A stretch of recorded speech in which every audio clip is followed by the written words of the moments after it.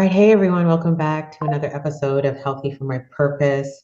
We have a pivot this episode, but I think it's a pivot that's completely in alignment for what we love to talk about on this show, which is being healthy for your purpose. Today, we are going to be talking with Ben Lenz. He has a wonderful ministry called Navigate Your Gift. Okay, so we're going to be talking about the importance of really knowing what your spiritual gifts are and how that plays out into you walking out your call for God. And so we're going to really dive in, learn about what Ben does. Um, and we're just excited to talk with him. So let's go ahead and just jump right into the episode. Hi, Ben. Thank you so much for joining us. Oh my gosh, it's my privilege. Thank you so much for having me. So I'm going to just go ahead and jump in because I am so curious and so um, excited to learn about this ministry because I've been on a path in this last month of really asking God to help me identify my gifts, but not only that, to help me utilize my gifts. Can you just start with telling us, what got you in this path about spiritual gifts to even begin with? Just give us the background to this, to the story of before Navigate and how you actually got there. Yeah, great. Thank you. I would say it's probably a threefold answer. The first one was I was in a Bible study years ago with a friend, and I said, "Hey, look at our buddy Andrew. Doesn't he just exhibits the gift of wisdom?" And my other friend said, "Oh, that's not a spiritual gift. That's just a thing that we say we can ask. Scripture says you can ask God for, and He'll give us wisdom." Well, okay, what about our buddy over there? He's definitely got the gift of knowledge. No, that's also not a spiritual gift. That's just something you gain as you learn and inquire. Okay, what about discernment? Everybody can have that, right? No, discernment's a bit different. And so as my dear friend John challenged me that day, what is a spiritual gift versus what is something else? That kind of drove me crazy for a few years of my framework was just kind of like, when you mixed Play-Doh together and you can never unseparate that out. That's kind of what had happened in my mind, and I think is common in our culture is any term that you've heard from the Bible, we've called it a gift and we've treated it the same. And so it kind of drove me to do a study where what is actually from the Spirit called a gift, and then what are these other things? They're still all in there. They're also wonderful things. So that was kind of part of the framework development, is realizing, oh my goodness, there's these verses over here, and all the language is a permanency. There's something that stays with you the rest of your life. It doesn't change. But I've heard teaching that things of the Spirit are like the wind and they can change. And so what about all these things over here? Well, those can change based on if there's a need, if the Spirit sees a need. And then there's other things that can kind of come and go based on what the situation may call for or how God's working in a life. So part of that for me was years of just trying to sort out, what does God actually say about how we're gifted? The second part of that answer is I was in a role that actually was not a match for my spiritual gift, and I didn't know it at the time. So I grew up in a church culture where I was told, hey, to be successful is to grow in your leadership gift and your teaching gift, as if you can just choose those and grow in them. So I worked really hard for years preparing sermons and working on strategy sessions and leading a team and my management skills. And so I did a lot of skill development with leadership and teaching. And all the while, there was very little fruit. My teams were frustrated with some big gaps that I was not providing with some leadership and some teaching. The preaching was, I'd have some fruit, but it was in another category I'll talk about later, but it wasn't the actual teaching gift of understanding doctrine and explaining it. So some of my journey was just a lot of frustration, thinking I worked so hard on these skills and it's still producing pretty low fruit. People liked me. There were still some positive things. I pulled it off. Um, but that also pushed me to dig deeper. What is actually spiritual gift and what is not? And that also always beg the question, am I in a role, or am I in a role because it's my gift? Is there a good match there, or am I just trying to perform the role? The third part of that answer would be watching my father. So he was a senior pastor of a church. He started a church, ran the church for a long time. And it was similar, where his definition of success was leadership and teaching. So he taught every Sunday and he led the staff. But similar frustrations where the staff was saying there's some gaps there that they could not reconcile. And so upon some tough conversations from his son, who he didn't really want to hear from at the time, and some wonderful friends saying, hey, you know what, we see a lot of fruit over here. Come to find out, all of the actual transformational, life-changing fruit was about being a prophet gift. What does that mean? Is that for today? Do people have that? Is that an everyday, it's available to like regular everyday people? Yes. And my father had this spiritual gifting of prophet. So when you look back the last 35 years of his ministry, oh my goodness, you can see all the spiritual fruit was around that. And it was similar, where he was trying to fulfill these other roles, and he pulled it off. People would say he did a good job. But there were some big frustrations there. So I would say part of the journey is just painful, to have to look at, is your actual spiritual impact fruit in other people's lives, is that really being measured against your spiritual gift, or is it just trying to pull off a role that just isn't a match in the first place? So that's kind of what got me into it. Wow, that was interesting. And so let's go a little bit further now. So now you're in this and you're figuring out that, wait a minute, there are some attributes that are personal to us. We have personal gifts. And if we move the flow of our gifts, we'll get more fruit, as opposed to, going against it. And before we get into navigate, it brings me to the question of, what is the difference between a spiritual gift, a talent, and maybe even a learned skill? Because sometimes those three things can kind of, well, I'm educated in this, but I Yeah. feel natural in this, but I have a talent in this. What are the distinctions with that before we move on to the next part of the story? Oh, excellent question. I would say the biggest factor we look at in our work is, where is their spiritual fruit? And what I mean by that is, the Spirit of God has characteristics and qualities that come with the Spirit of God that are very different than what you and I might come up with on our own, in our own flesh, our own humanity. So in my flesh, in my humanity, I might have family conditions or culture conditions that make me super good at something, or I've learned how to do something well, or I've had the education piece where I've put in my 10,000 hours and I've mastered a skill, but it really doesn't have spiritual fruit around me. It doesn't impact somebody else's life. For example, we know that God is a redeemer and he wants to take broken stories and change them. Well, I might be super good at a sport because I've worked hard for it, and it doesn't have any spiritual impact on the people around me. I might have worked really hard at a skill, or gone really far in my education, and there is still benefits. I'm not saying that there's not benefit to those things. Those are wonderful things that God gives us opportunity for. But when you want to be distinct on the spiritual gifting, and I'm primarily going to refer to a Romans 12 passage, it lists 7 charisma gifts. Those have incredible spiritual impact on somebody's life. And that's our biggest distinction, is where are you doing something that, as you interact with the world around you, it's actually bringing a piece of God's heart, God's character, God's integrity, God's desires to that world around you. And I would say the primary way he does that is through our giftedness.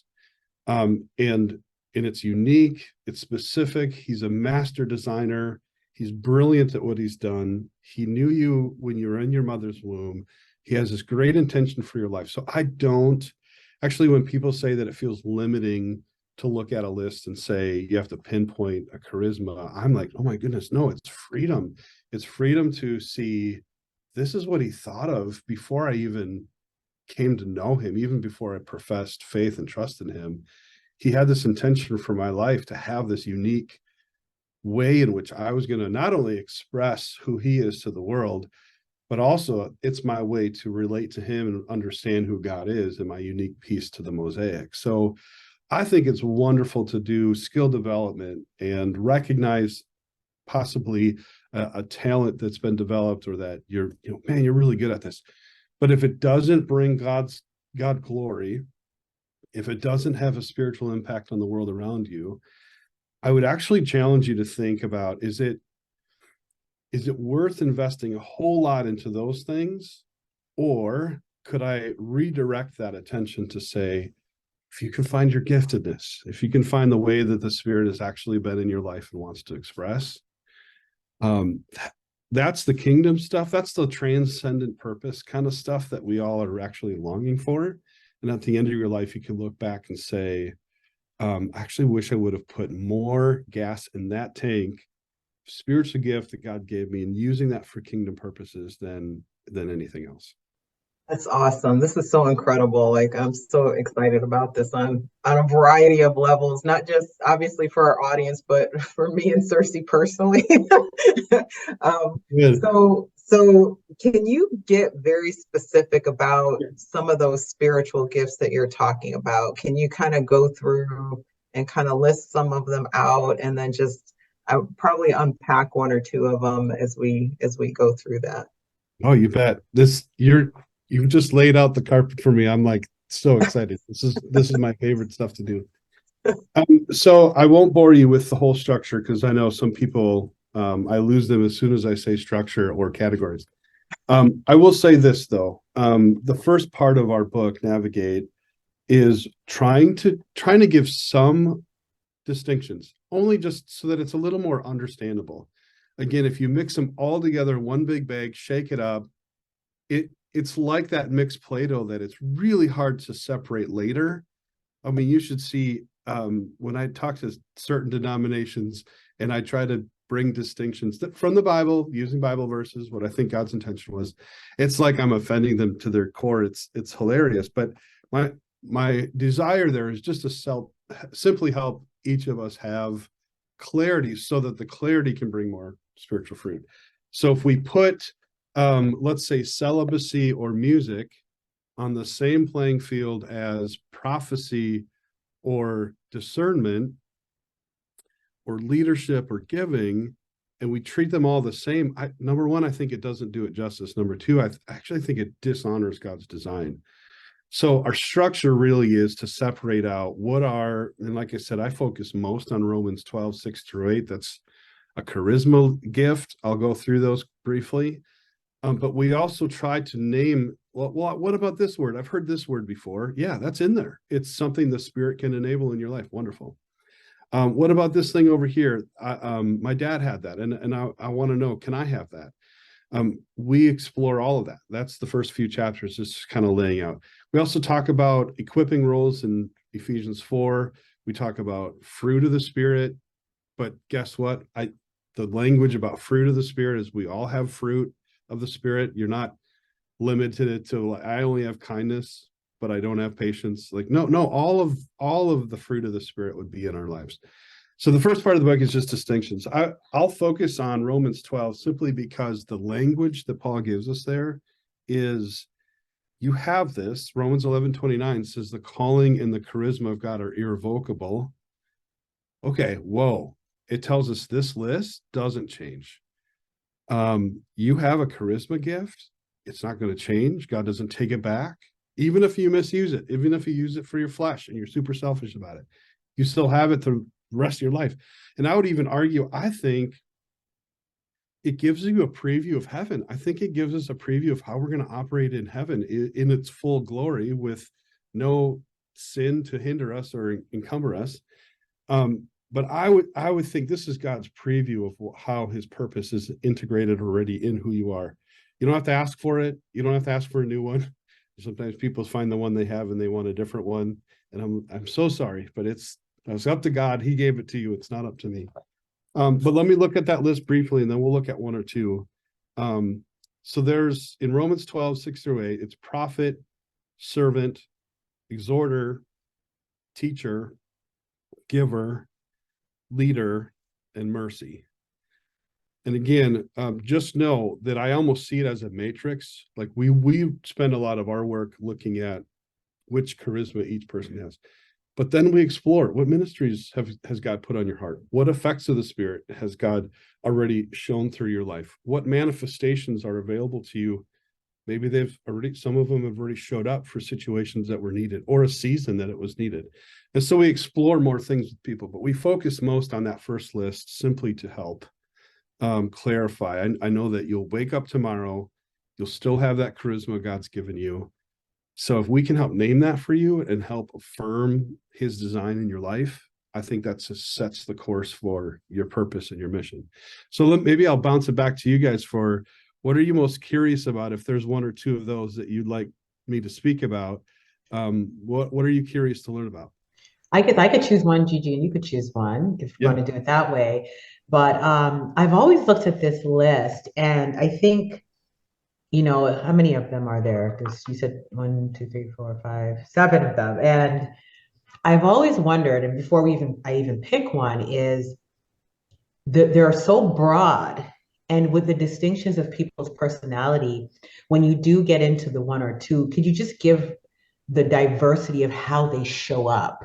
Because sometimes we have an idea of leadership and we're like, well, that person has to be a pastor or that person, but leadership is so vast and can show up in so many different ways that people don't have to be locked in, even though they're locked into a particular gift, that it has so many metamorphosis of how that gift can actually manifest in me differently than it would manifest in you or Gigi or whatever.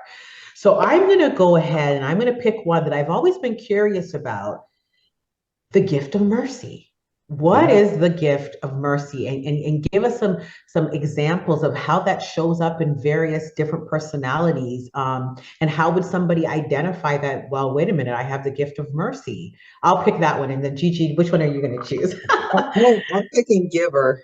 Giver. Okay. Giver, yeah. Awesome. Actually, you're going to help me answer that manifestation question because they show up in humans in very different ways. And it's a good contrast. So those are great. Of course, all 7 are great. So you could have picked any 2 and I would have loved it. So let's start with, I want to start with giver actually, because I think giver is probably the most misunderstood. Prophets are misunderstood because they're expected to see into the future and predict it. And I just think it's almost the last quality on the list of what prophets bring. But anyway, giver is similar, where you think, oh, you're generous, you've given money, you're a giver. You have the spiritual gift of giver. And now understanding a bit more of how they work, how they think, how they operate, what drives them, giving is actually the last thing that they do. And here's what I mean by that. The giver gift is set up, spiritual gift of giver gift is set up to be wise stewards of anything that has been given in the hands of a faith community.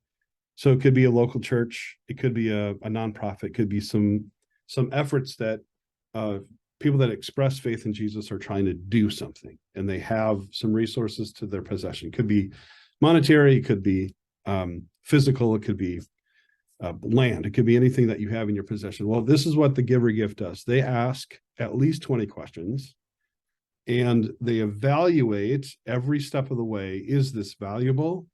Is this worthy of any investment for me? It could even just be my time. Is this worth the 5 minutes for me to look at this? Is it worth me taking out my wallet and paying for this? Is it worth me sharing this with other people? They're always asking their 20 questions around, is this worth it? Is it valuable? And if it has passed the test of all their 20 questions, then they'll give to it, and they'll give to it very generously. But if not, if at any point they are not convinced that this is worth the investment, then they're going to say no. And they'll be frustrating to others because they might be on your elder board or your stewardship team, and they're saying no to a lot of things, like great vision and wonderful ideas and heartfelt plans that we lay out before them, and they'll just ask their questions. They'll find a hole in the plan and they'll shut it down. And so I've learned that they're often seen for that side of it because they're so evaluative. But the beauty of this gift, we need their voice in the conversation, because when they find something that has long-term fruit, longevity is one of the biggest values of the giver gift. Once they say yes, they're all in, and they're going to help convince others of why too. It's a good business plan. It's a good investment.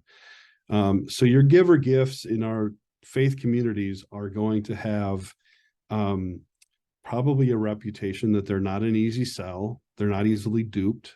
They're not going to be hustled. When I go with them with like this new idea, hey, we're going to go do this thing or build this thing, I got to be prepared for at least 20 questions. Otherwise, it's just not going to fly. But I've also learned when they say yes, it's a sort of provisional reflection of God that says, you've done your homework, and this is a good path forward. And now you get the floodgates opened to whatever this is. And so often they'll be the catalyst to rally the troops, to get investors, to call their business friends, business owner friends, to say, hey, I'm a part of this thing. I've said no to 50 other opportunities, but this is the thing that I know will provide long-term fruit, and I want you all in, and they get it. And so if they learn to use their spiritual gift for God's purposes, you actually are a provider, and you're reflecting God that way. You're helping provide, not single-handedly, but I would say the majority of how all that investment and resourcing works in nonprofits and faith communities is probably driven by unnamed giver gifts that are set up to help make that happen. And they'll be talking long-term. They'll be talking about, is this building going to be paid off so that our grandkids cannot have to worry about debt and mortgages, and they're going to be able to focus on the ministry?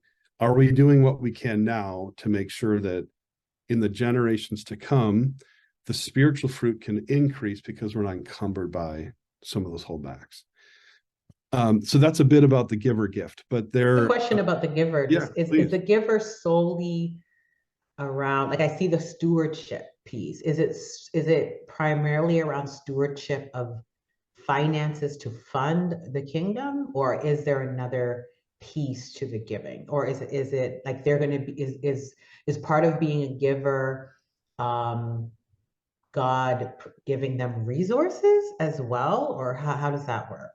Yeah, great question. So yes and yes. They're probably gonna focus more on a stewardship role.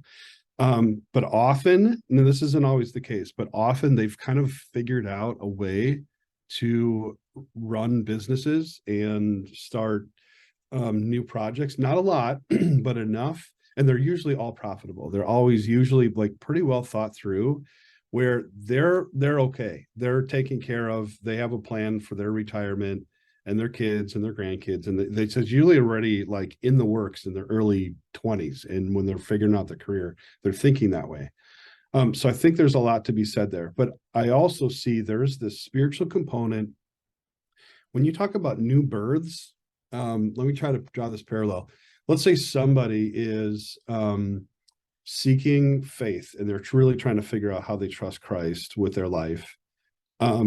Once there is a seed planted and it starts to grow, I see the giver gift almost like they have wings, and they come in and they protect this new birth, this new spiritual birth, and help it grow. Once it's sustainable, once it's going to be able to live on its own, then they can kind of back away a little bit and find the next thing to protect. So they'll do that with resources, with an investment or a new ministry birth or a nonprofit that wants to get off the ground, and they'll help it get off the ground.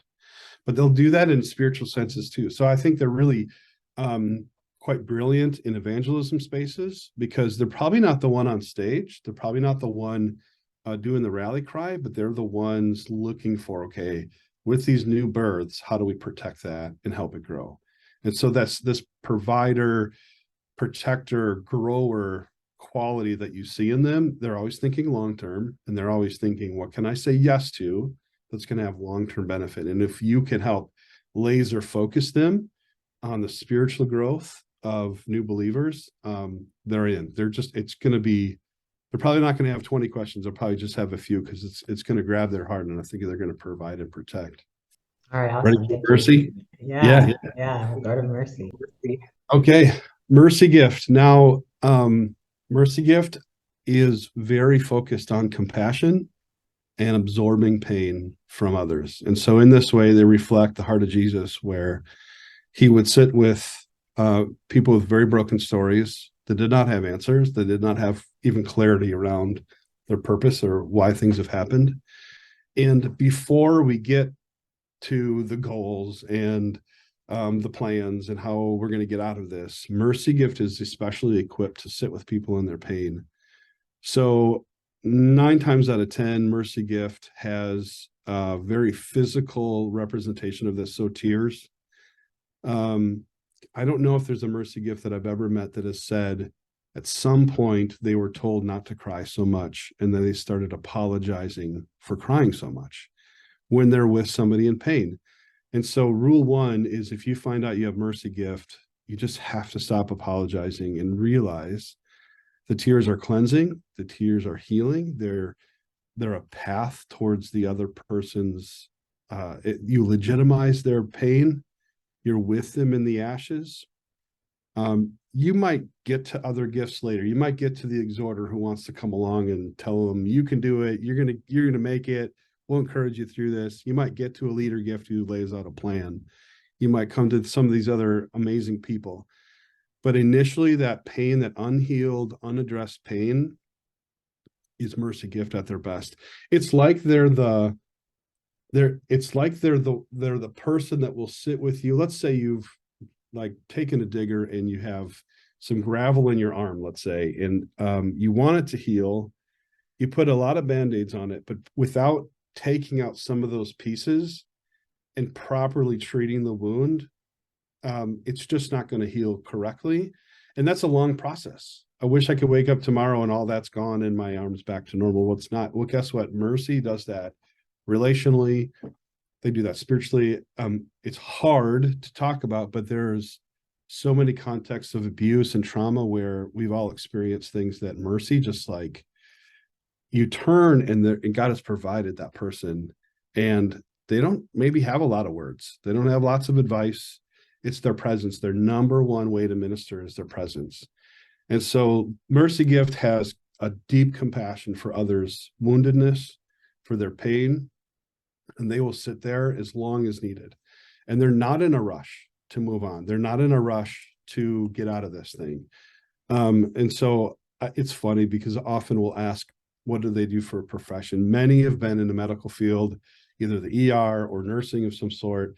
And their hope is that they didn't even realize it when they signed up, but their hope is to be alongside of people in deep pain and simply care for them. And as I said, they do that in so many, they do that relationally, spiritually, but they're uniquely equipped for that. I think one of the mistakes we make as a community, if we don't know somebody has mercy gift, we'll say things like, well, you need to use your words more, and you need to get on the plan and work harder and produce more of a product. If I had my way, I'd go into their job descriptions and just say, 80% of your day should just be with hurting people and just be with them. You don't have to come out with some strategic plan. You don't have to come out of that with all these things that you're going to do. They need time with you. I work with a few mercy gifted people on our staff. I'll find myself in their office and not even realize how I got there. Like, oh my goodness, I was going through something my wounds are fresh. And I'm just sitting in the room in the presence of them, listening, understanding. Empathy is such a strong quality for mercy gift. And it ministers to me, it ministers to others. Sometimes I'll leave and say, thanks so much for the time. And they haven't said a word. They've just offered their presence and their compassion and their attention. Attunement is one of the most healing things that mercy gift gives to others.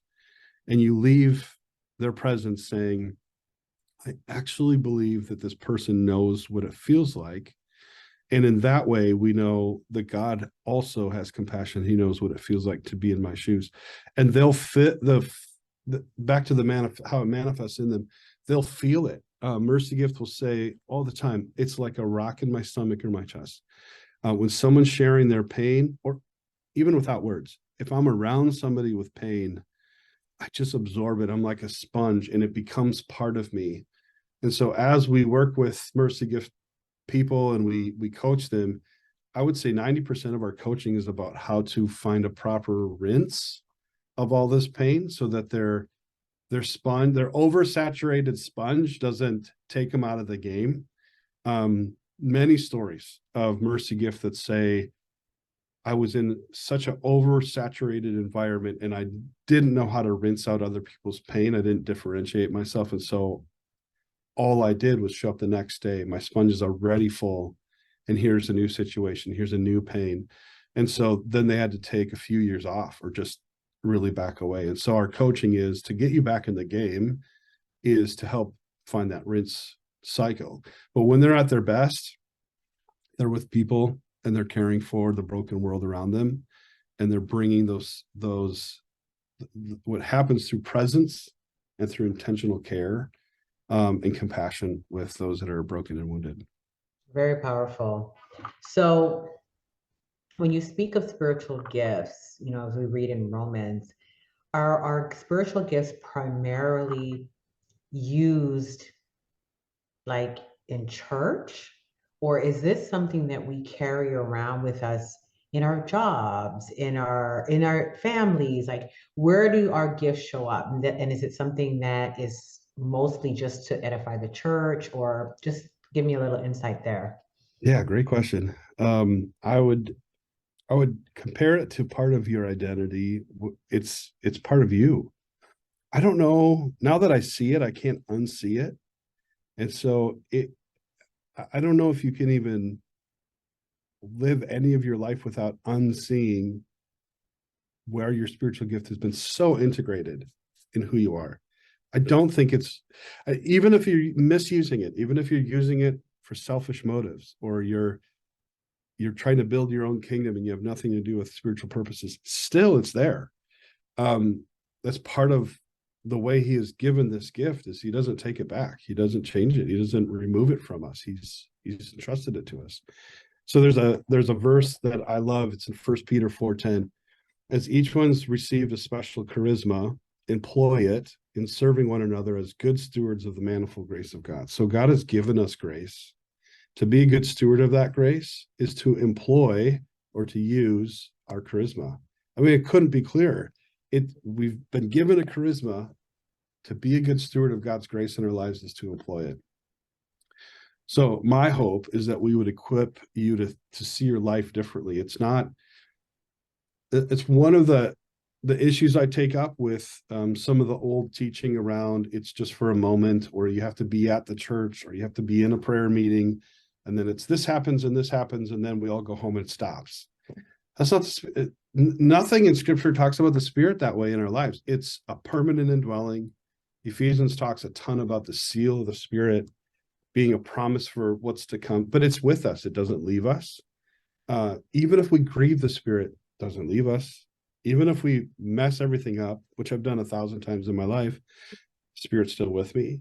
He's in it with me. So the Spirit is available to you at any moment. And so instead of looking at it like these spiritual gifts are just a burst of something for a moment and then it leaves, what if you started to see the Spirit is with you 24/7, wanting to have spiritual impact in the world around you, and truly there's nothing that's going to stop you. There's nothing that's going to hinder you from having that access. Now, sometimes we break fellowship, sometimes we affect.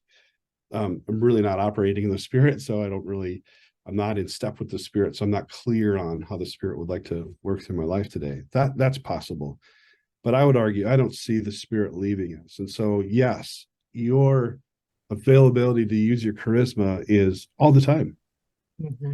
And there's not a long path to get back on track. It's not all this work to simply pause and say, God, I've been walking in my flesh. I'm so sorry.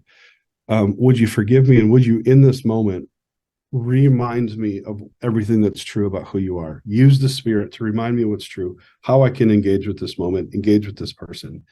I think that's the extent of grace. It just reaches so far beyond our limitations. And so If you start looking at your gifts are as like, this is something you've worked for and you've mustered up and look at how great you are, well, then that's as much as you've got. Good luck. And it's probably, the bottom's going to fall out and it's going to be really hard to face. But if you see it, it's spiritual. It's the Spirit of God. It comes directly from God. It's derived from the Spirit. It's powered by the Spirit. It's for godly purposes in your life. And so it's available 24/7. And our work is to be in step with the Spirit. And as the Spirit of God directs us and leads us, then we can be more in step with our purpose and the way that our spiritual gifts are going to be used to impact the kingdom. Oh, that is super powerful, because I can imagine that if you have a spiritual gift, of mercy or giver or whatever, any one of them, and that you now have discovered that, which is why I'm super excited about your book and the program that, and the work that you do with others, is that once you identify that and know that, not only can you line that up with what you do when you go to church or you're doing service work and ministries, but also, to Cersie's question, showing up in that space with your career and your families and how you interact with them, and how, once you know that, God's going to give you peace and grace have your heart want that and like that, because you're operating almost like in flow of what your gifts are on all fronts. And so maybe you could kind of just share a little more about your book. Like, is it available for purchase, and then how you work with people, around this space of helping them to identify their spiritual gifts? Yeah, thank you. Yeah, our desire is to be a resource for anyone who would dare to put their faith and trust in Christ. So we've worked with nonprofits, we've worked with churches. We're experimenting in the corporate setting. We don't know how it'll go. I'll be honest, that's the least tested area, because obviously I don't think you can require a training at your work that would have spiritual content from a pastor. It's got to be optional, and I know that can be touchy in different places in our country, but our desire is to simply be there. Maybe there's a group that would be interested in learning this framework and desire to implement it in their teams. I think the benefit is your chemistry can get better if you understand each other. Now that I know I work with a prophet gift on my staff, I can have a lot more appreciation for why these comments are coming out of left field. Oh man, they are sensing a message from God and they're doing their best to try to articulate that. I can have a lot more patience for that than if I didn't know that. If somebody's quiet during most meetings, but the tears are flowing and they have a hand on somebody that they've never talked to before, and that person starts crying, now I know what's going on. That's mercy gift working, and they didn't even have to exchange words. So I think it could be in any context. I know I'm biased, but I think any team, any church community, any leadership team would benefit from having the spiritual gift clarity about how you've been designed, what God's purposes are for those. The book it's a read-through book, I suppose, but we don't have it for sale online simply because it really is meant to be more of a workbook. It's meant to be simply a guide as we go through the team. So though our team is set up to travel, we could do online, but really we want to come alongside existing groups and empower them with clarity around each person's gift. And then the next question, after we go through Navigate, we'll spend all these awesome sessions and people get clarity. The next question is, well, then what do I do? How do I use my gift? And so we're halfway through the second book. It's called Use the Gift. We're developing that content. And the pilot groups are just fun. We had a gentleman last night. He's in a pilot group, and his question is, he's an exhorter gift. So encourager, he loves connecting with people. He should be with people all day. And we say, what do you do for work? Well, I'm a construction estimator. And so I go to job sites and I estimate up to $500 million projects on what they'll need for building costs to sit behind a computer and crunch numbers all day.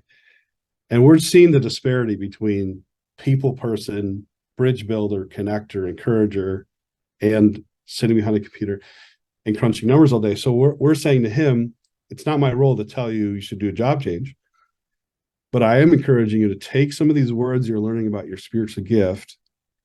Could you have a conversation with your supervisor and say, to get the best out of me, it will be adjusting what I do so that you can include some of these characteristics. You can count on the charisma tomorrow and in 10 years and the day that you die. It will be there.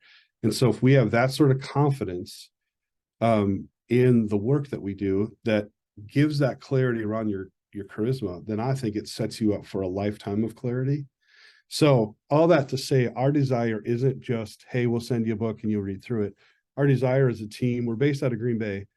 Our hope is that we could come alongside any group, Bible study group, couples retreats. We've done retreat style, we've done ongoing class style, but we'll shape it around your needs because we really think that it's got long-term benefits of how a team works, the chemistry, the productivity, all of those things increase if you get clarity around your gift.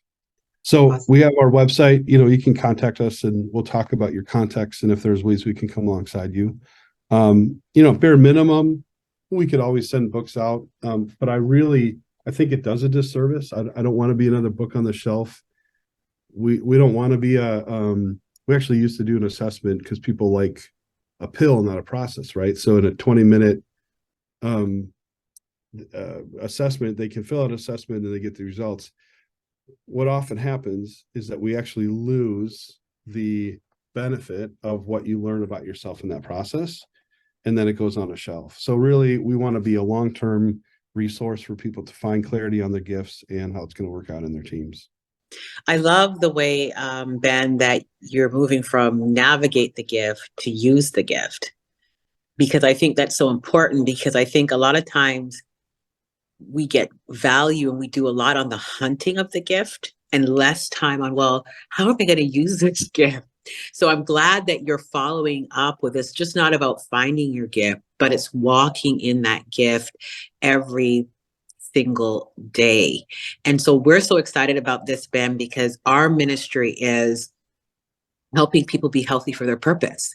And you are actually pushing people into their purpose. And so I just love the synergy of what we both are doing for the kingdom of God, because I believe if people are walking in their gift and they're healthy and they're able to live out their gifts, it's just a force for the kingdom. And so I'm excited about what you're doing. Tell us a little bit about, just as we close out, if a church or a community center or maybe a Christian company wants you to do this seminar on helping their people find their gifts, where do they find you? Give us a little bit of information on how they can contact you, and if you have any social media handles or just anything like that, let us know now. You bet. So online, you'll find us at Navigate My Gift. So there's navigatemygift.com. There's also a Facebook page.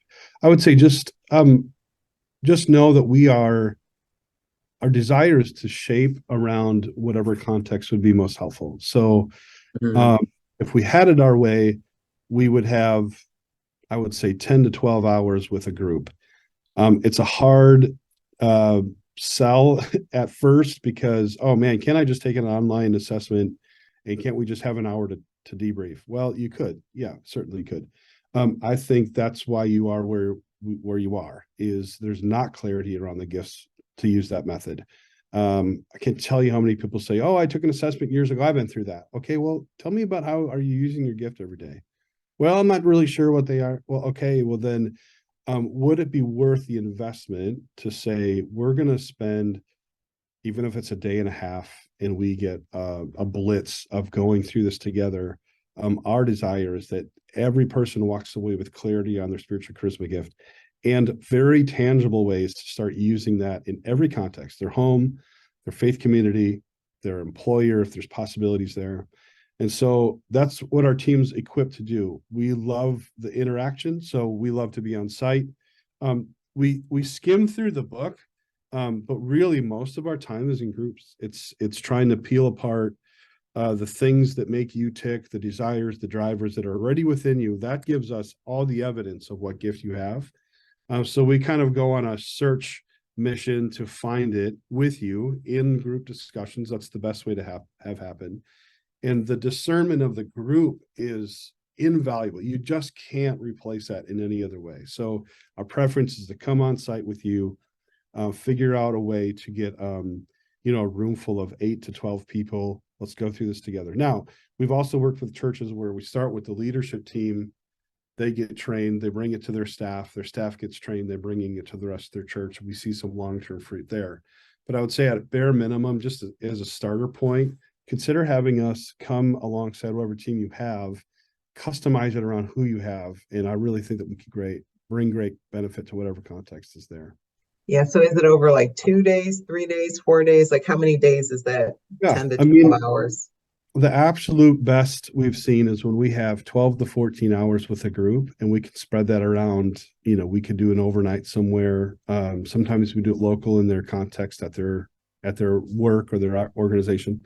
But man, if we could get away a couple days, you watch how people interact at the dinner table and who's helping clean up and who's not helping and what are they talking about.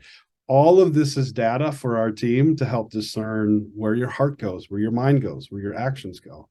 And that also helps piece together where each person's gift is. Inevitably, someone shows up and says what they want to be. And some of our work is unpopular because we just try to put that aside and say, no, I just want to know what you are. I want to know how you operate when you're free. That gives us the data to help discern. So I would say, a 12 to 14 hour block with a team set over a couple of days or a retreat. We have the structure that we can work with you on. But really our goal is time on the ground with real everyday people. And the clarity out of that is, I really believe it's life-changing and it clarifies their purpose.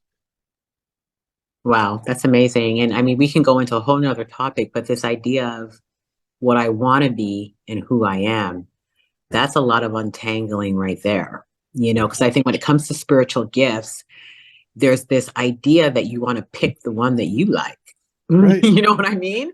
Yeah. And we weave our way towards a thing rather than inwardly saying, who am I? And then let that direct us to the gift. We pick the gift and we walk towards it. And that sometimes I think is why your ministry is so important, to help us get back to the basics of how did God design me and how does that now inform me of my gift, rather than me picking a gift and making my way to it with no fruit, as you say, or limited fruit. So thank you so much, Ben. This was amazing. I just love the conversation, and I pray that God will expand your territory and bring this this seminar that you have to as many people that will receive it. Oh, thank you so much. Thanks for having me.